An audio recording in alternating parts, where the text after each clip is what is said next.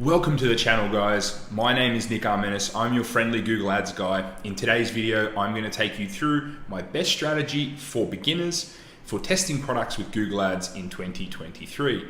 Now, this strategy is probably not suited for those a bit more advanced with Google Ads, but it is suited for those who are beginners, who have a smaller budget, who don't want to waste too much ad spend, take on too much risk, and aren't really comfortable with the whole process of running Google Ads. So this will build you confidence in a low risk environment. The idea behind all this is I'm first going to take you through my strategy, then the settings and the setup, and then I'll actually show you how to set it up. Then we're going to go through what to do on a day-to-day basis. And then in later videos, we'll talk about scaling, product research and things like that. So this is a beginner focused video. Let's get into it. Guys, the central idea behind the strategy is that we don't want to waste too much money. So our budget is limited. We want to lower our risk.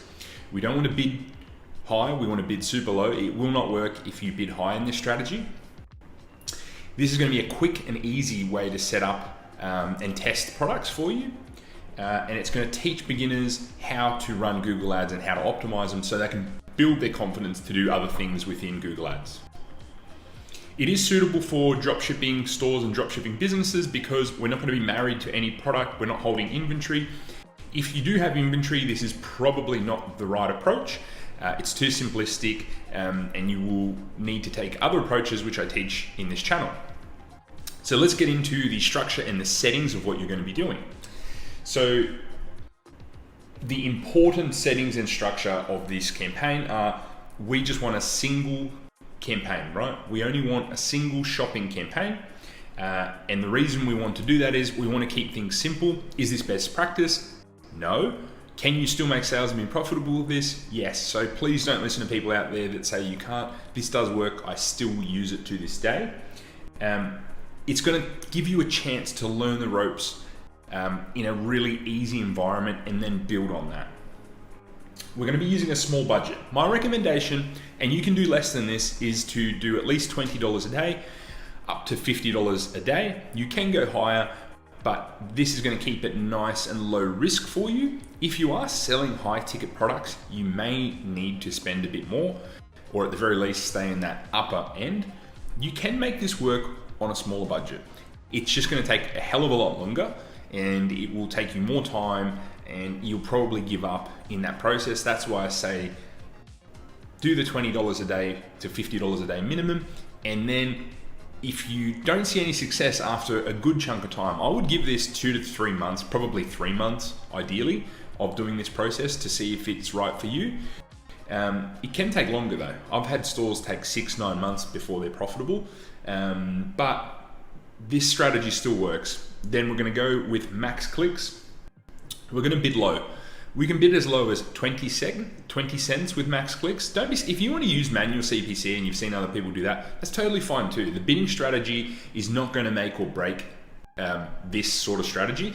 We actually just want to bid low and reduce our risk of trying to get into those more expensive keywords where Google's probably going to go really broad and drive a lot of irrelevant traffic. Because what I find is the lower the bid, normally you will actually get a higher conversion rate, and as you increase that bid, your conversion rate actually goes down, especially if you're not adding enough negative keywords. And so this is going to get the low hanging fruit. Low priority on the budget, because we only have one campaign, it doesn't really matter, but for how we're going to build on it, please select low priority, and then just select one country. That's all. Let's keep things really, really simple. If you live in a big if you live in a big country with a big population such as the US or UK, you could select just a single state or city. Like you could just select London if you're in the UK, or if you're in the US, you could select a handful of the biggest states, and then that's it. That's totally fine too. Just don't overcomplicate this. Just select one easy thing, and then we're going to build on that. So from here, guys, have a look at the guidelines for this strategy.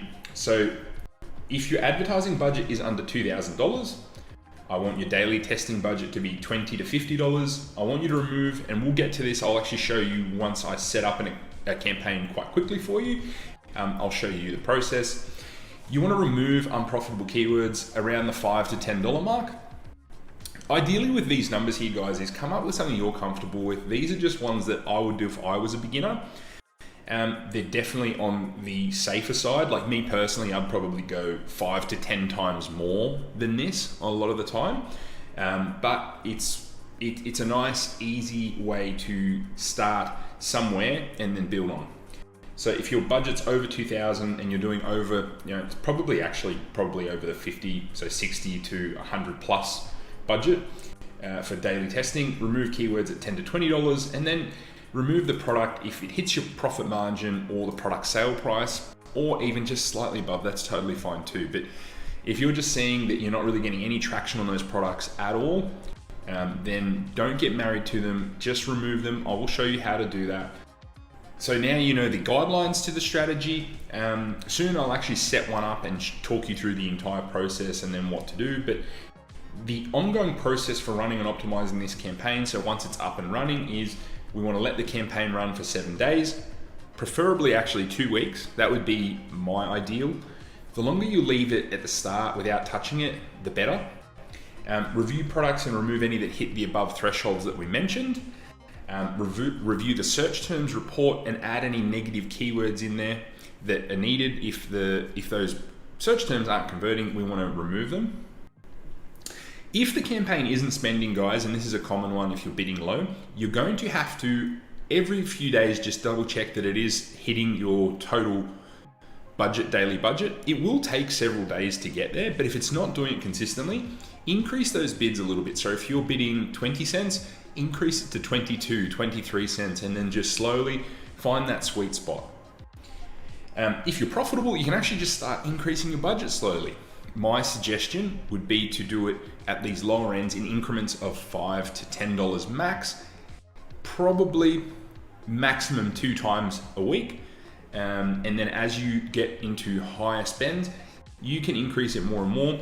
I never find going above 10 to 20% every few days really works, so I wouldn't try and do too quickly, but that would be my suggestion. So I'll quickly jump in now and show you how to set one of these campaigns up, and then how to add negative keywords and how to exclude products that aren't profitable. Let's jump in to Google Ads.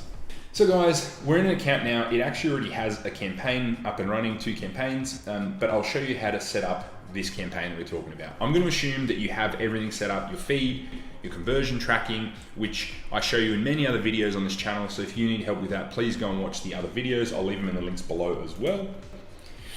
So let's go new campaign.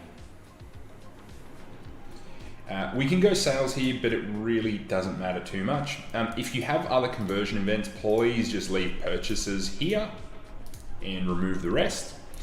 Click continue. We want to click shopping.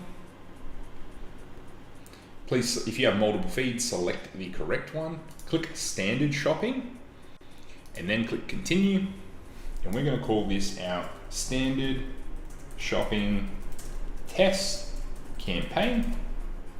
As I said, I like max clicks. Manual CPC also works. I just normally will use manual CPC as I transition to scaling. And let's start off with just 20 cents.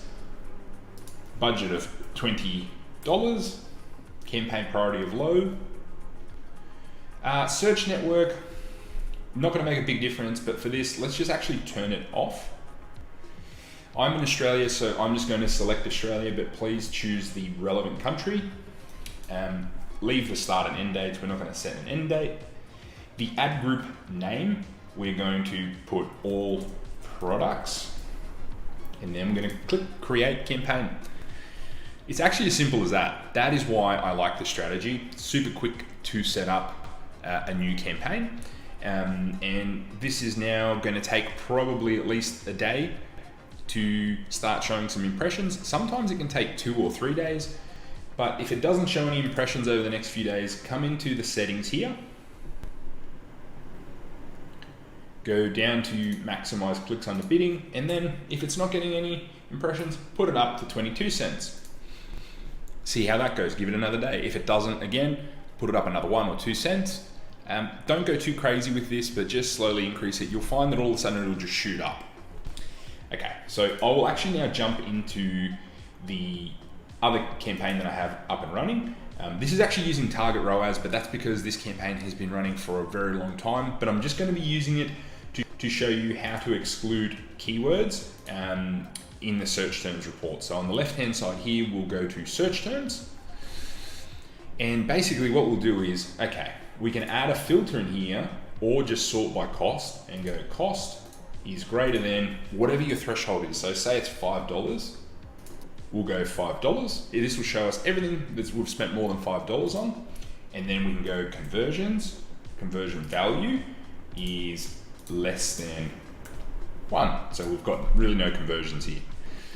Then you can actually just select all of these and add them as negatives if it hits your parameters, if you want to be really brutal. But I would actually just review it with a clear head and go, do I actually want to remove this product, this search term? Like, is it, if it is really relevant to you, the $5 is really not enough to work out whether or not it's the right amount, right? So you will want to let it run a bit longer. But if it's a really broad keyword, like this business does sell collagen stuff, but I know it doesn't sell collagen, kids collagen, I'll add this as a negative keyword and then click save. What this will do is it'll make sure that my shopping ads never come up for that search term now, saving me money.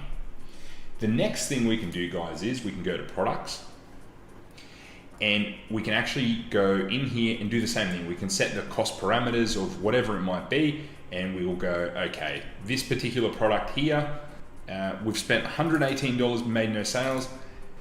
This is one of the best selling products for this business, so I do know that it will sell. It is very competitive, has high cost per click, so I'm actually going to leave it in here. And I know that's something, and it's gone out of stock too, which tells me that potentially we had a heap of sales and just at this time frame it hasn't done well. But for example, I might grab this let's grab this compound here.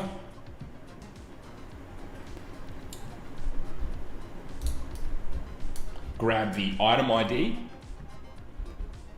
go to product groups, and you'll normally just have all products. You'll need to click edit subdivision, and then we want to put this here. We want to click this, and it's going to bring it over here. And basically this creates a division in the products. It splits it out and allows us to now turn this product off. Click save. And then what we want to do is we want to actually exclude this product so it no longer comes up. Now we will not be wasting our money on that product, okay? That's basically the strategy. You're going to keep doing this, but what you're also going to be doing is you're going to be adding products in. Because if you aren't adding products in with this strategy, eventually you'll get to no products, right? Unless you have heaps that are selling, and it just normally at the start, you're going to need to go through quite a few products. Now, the number of products to start here, I suggest having at least 20, ideally 50 even, because with Google, you'll normally find you need a lot more products to actually make some money.